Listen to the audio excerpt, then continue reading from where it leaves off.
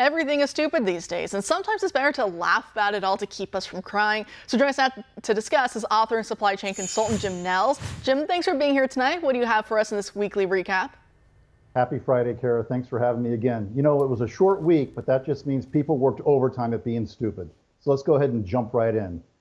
Jane Fonda's at it again. You know, Kara, every once in a while, washed up celebrities like to pop up and make some news just to show that they're still alive.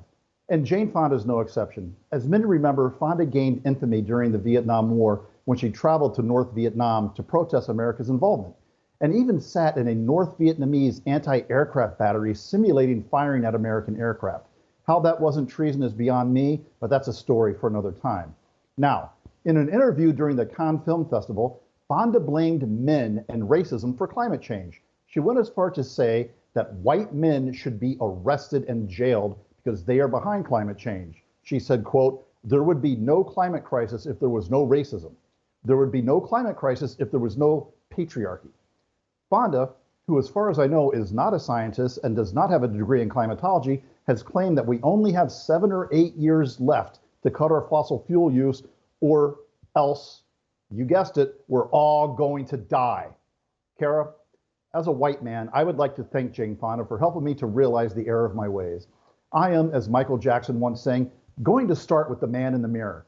I'm going to become a climate change activist. I'm going to start a nonprofit organization called Ground It. Our mission will be to reduce the carbon footprint of private jets. You know, the jets that climate activists like Jane Fonda, Prince Harry, Leonardo DiCaprio, and John Kerry used to fly around the world to lecture us proletariats about climate change and to shame us for a carbon footprint. All I need now is for Cessna or Bombardier to donate a jet for me to use. After all, to quote John Kerry, my mission is too important to fly commercial. Now, Kara, let's go to Atlanta. We have discussed the impact of crime across the country. We saw how in 2022, U.S. retailers lost more than $90 billion to theft. And last week, we discussed New York City's amazing plan to use therapists and in-store kiosks to stop shoplifting. Well, Lululemon has an even better plan. Fire employees who try to stop the thieves. No, Kara, I'm not making this up. 2 female employees claimed they were fired from a Georgia Lululemon store for confronting store robbers and calling police on them. This group of thieves has allegedly robbed the same store a dozen times. For those of you keeping score at home, that means 12. Organized retail theft has become such a crisis in the United States that the Department of Homeland Security has issued warnings about the activity.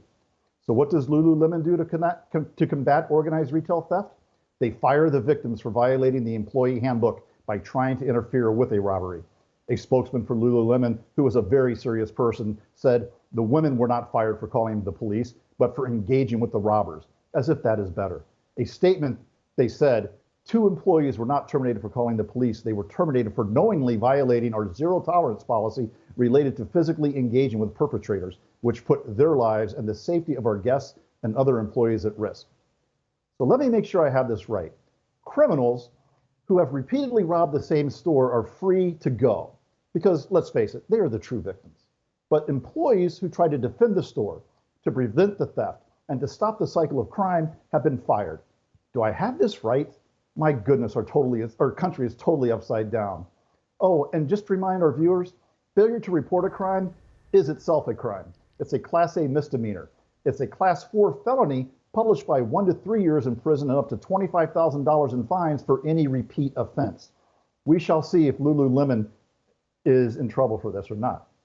Now, one of my favorite stories. The concept of failing upward is not new. We had it in the military. If someone was a screw-up, we simply promoted them and transferred them to a new command. Our vice president, the greatest vice president since Dan Quayle, is another example. Kamala Harris was a failed district attorney, a failed state's attorney, an unremarkable senator, and now a failed vice president. You know, at one point there was even talk of having President Joe Biden nominate her for the Supreme Court just to get her out of the administration. Quite the career path, in my opinion. Now we're seeing a new wave, a tsunami, if you will, of failed Democrat politicians and left-wing pundits failing upwards into academia.